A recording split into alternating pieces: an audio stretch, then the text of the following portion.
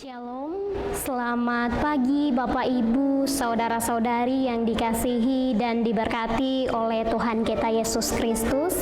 Kita ada dalam program Suara Injil Lembah Yordan. Untuk mengawali minggu kerja yang baru, kita akan belajar dan merenungkan satu bagian kebenaran firman Tuhan. Mari sebelum kita membaca dan merenungkan firman Tuhan, mari kita bersatu di dalam doa. Bapa kami yang di sorga, kami mengucap syukur hanya karena anugerah-Mu kami boleh ada sampai saat ini dan ada dalam minggu kerja yang baru. Itu semua bukan karena kami kuat, bukan karena kami hebat, tetapi itu semua karena kasih sayang-Mu. Bapa di sorga, kami akan belajar satu bagian kebenaran firman-Mu yang terambil dari kitab Kudus Perjanjian Lama, kitab Ulangan pada pasal 31 ayat 1 hingga ayatnya yang ke-8 untuk mengawali aktivitas kami sepanjang satu minggu berjalan. Hamba-Mu yang menyampaikan firman-Mu penuh dengan keterbatasan, tetapi hamba-Mu yakin dan percaya pasti Tuhan akan memampukan hamba-Mu supaya menyampaikan firman-Mu sesuai dengan apa yang Tuhan kehendaki. Dalam nama Tuhan Yesus Kristus kami berdoa dan memohon. Amin. Bapak Ibu, saudara-saudari yang diberkati dalam Tuhan kita Yesus Kristus, firman Tuhan bagi kita pada hari ini terambil dari kitab Kudus Perjanjian Lama, kitab Ulangan pasal 31 ayat 1 hingga ayatnya yang ke-8. Saya akan membacakan bagian firman Tuhan bagi kita sekalian. Ulangan pasal 31 ayat 1 hingga ayatnya yang ke-8 dengan judul Yosua sebagai pengganti Musa. Kemudian pergilah Musa lalu mengatakan segala perkataan ini kepada seluruh orang Israel. Berkatalah ia kepada mereka, aku sekarang berumur 120 tahun. Aku tidak dapat giat lagi dan Tuhan telah berfirman kepadaku, sungai Yordan ini tidak akan kau seberangi. Tuhan Allahmu dialah yang akan menyeberang di depanmu. Dialah yang akan memunahkan bangsa-bangsa itu dari hadapanmu sehingga engkau dapat memiliki negeri mereka. Yosua dialah yang akan menyeberang di depanmu seperti yang difirmankan Tuhan, dan Tuhan akan melakukan terhadap mereka seperti yang dilakukannya terhadap Sihon dan Og, raja-raja orang Amori, yang telah dipunahkannya itu, dan terhadap negeri mereka. Tuhan akan menyerahkan mereka kepadamu, dan haruslah kamu melakukan kepada mereka tepat seperti perintah yang kusampaikan kepadamu. Kuatkan dan teguhkanlah hatimu, janganlah takut dan jangan gemetar karena mereka, sebab Tuhan Allahmu dialah yang berjalan menyertai engkau. Ia tidak akan membiarkan engkau dan tidak akan meninggalkan engkau. Lalu Musa memanggil Yosua dan berkata kepadanya di depan seluruh orang Israel, kuatkan dan teguhkanlah hatimu, sebab engkau akan masuk bersama-sama dengan bangsa ini ke negeri yang dijanjikan Tuhan dengan sumpah kepada nenek moyang mereka untuk memberikannya kepada mereka, dan engkau akan memimpin mereka sampai mereka memilikinya. Sebab Tuhan Dia sendiri akan berjalan di depanmu. Dia sendiri akan menyertai engkau. Dia tidak akan membiarkan engkau dan tidak akan meninggalkan engkau. Janganlah takut dan janganlah patah hati. Demikian firman Tuhan bagi Bapak, Ibu, saudara-saudari untuk kita bersama-sama renungkan untuk mengawali minggu kerja yang baru. Bapak, Ibu, saudara-saudari yang dikasihi dan diberkati dalam Tuhan kita Yesus Kristus, Shalom. Tidak terasa kita sudah ada di bulan yang ke-10 di tahun 2024. Kita ada sampai saat ini, dapat dikatakan bahwa itu semua hanya karena anugerah yang terus Tuhan nyatakan dalam kehidupan kita.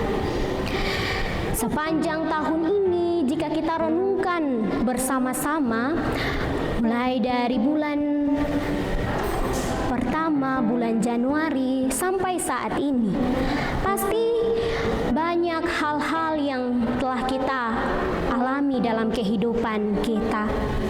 Ada hal-hal yang membuat kita bahagia, namun ada hal-hal juga yang membuat kita sampai harus menangis, bersedih, bersukacita. Ya, namun di balik semua itu, penyertaan Tuhan selalu menyertai Bapak, Ibu, saudara-saudari, dan juga saya sampai detik ini. Bapak, Ibu, saudara-saudari yang dikasihi di dalam Tuhan kita Yesus Kristus, Kitab Ulangan pasal 31 ayat 1 hingga ayatnya yang ke-8 ini menjelaskan bahwa di dalam kehidupan manusia, regenerasi atau pergantian masa kepemimpinan generasi itu merupakan fakta yang tidak bisa dihapuskan oleh siapapun. Hal ini sama seperti bagian firman Tuhan yang telah kita baca, bahwa Musa sadar bahwa ia tidak lama lagi harus diganti dengan orang lain. Dapat dikatakan bahwa Musa adalah pemimpin yang tahu diri, karena dia mengingat bahwa usianya yang sudah lanjut, yakni 120 tahun, sudah tidak memungkinkan dirinya untuk memimpin bangsa Israel untuk memasuki tanah perjanjian, yaitu tanah Kanaan. Ada pula Allah juga telah memutuskan bahwa Musa hanya dapat melihat tanah perjanjian dari kejauhan. Itu dapat kita lihat pada Ulangan pasal 31 ayat 1 hingga ayatnya yang kedua, yang bisa dibandingkan dilihat dalam kitab Bilangan pasal 20 ayat 12, pasal 27 ayat 12 hingga ayat 14. Pernyataan Musa ini membuat bangsa Israel merasa sedih, merasa putus asa dan takut. Sebab bangsa Kanaan itu adalah bangsa yang sangat kuat. Dan kota benteng-benteng yang dibangun di atas tanah Kanaan itu sangat kokoh. Namun Musa menghibur dan menguatkan bangsa Israel bahwa Allah tidak akan pernah meninggalkan mereka. Allah akan berperang untuk melawan bangsa Kanaan, sehingga bangsa Kanaan dapat memasuki tanah perjanjian. Kita dapat melihat pada ayatnya yang ketiga hingga ayatnya yang kelima.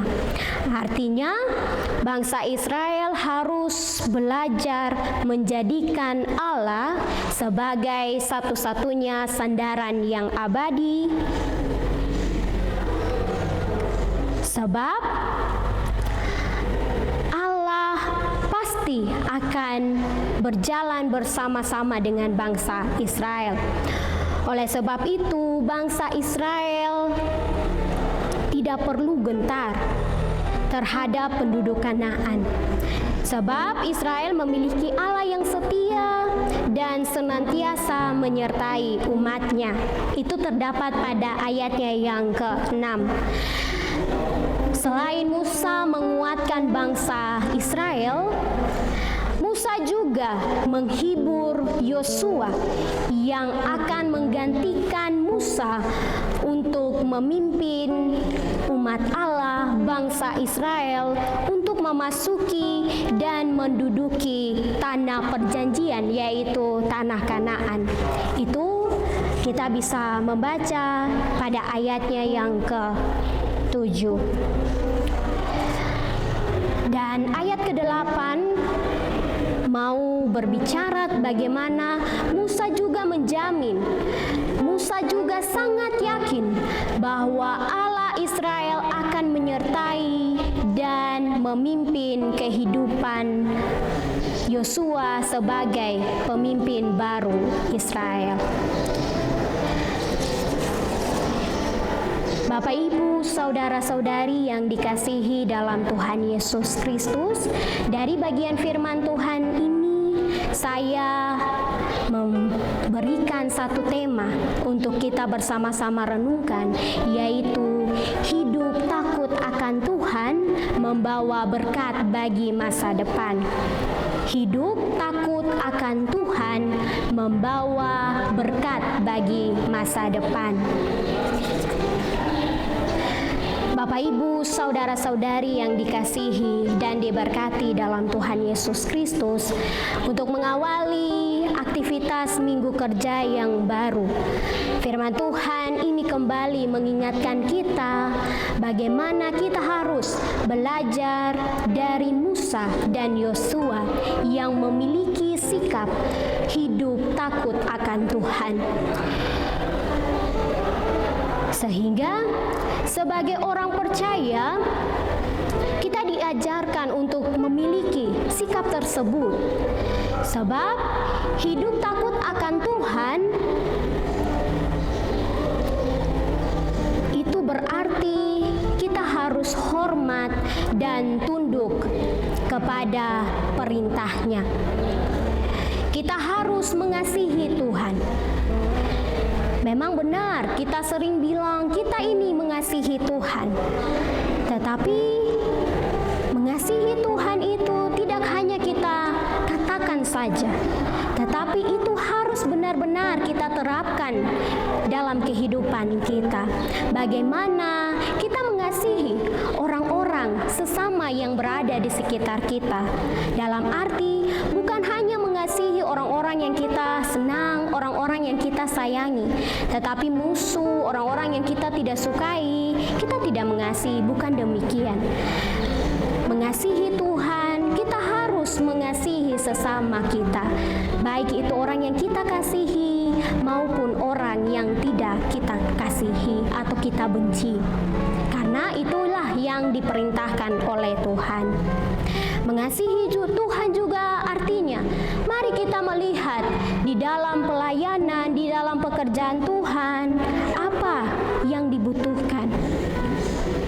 Kita sebagai orang-orang percaya, kita diminta untuk mengasihi Tuhan dengan segala jiwa, dengan segala akal budi kita, dengan segala kekuatan kita, dengan segala sesuatu yang kita punyai. Oleh sebab itu, mari kita melihat apa saja pekerjaan-pekerjaan untuk pelayanan yang masih kurang.